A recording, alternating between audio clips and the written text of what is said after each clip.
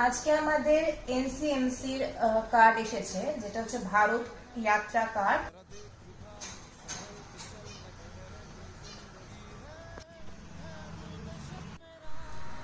এই কার্ডটা হচ্ছে এনসিএমসি ভারত যাত্রা কার্ড।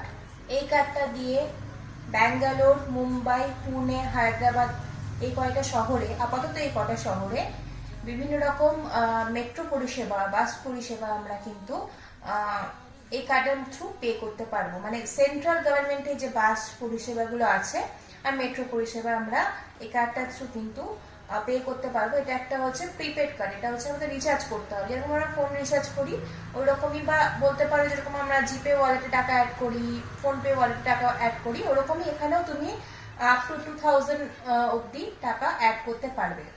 যেটা দিয়ে আমরা ব্যাঙ্গালোরে আপাতত কয়েকটা বড় বড় শপিং মল, আমি ব্যাঙ্গালোরের কথা বলছি, এটি ব্যাঙ্গালোরে থাকি, ব্যাঙ্গালোরের কয়েকটা বড় বড় সিলেক্টেড শপিং মলে এই কার্ডের থ্রু পে করতে পারবো।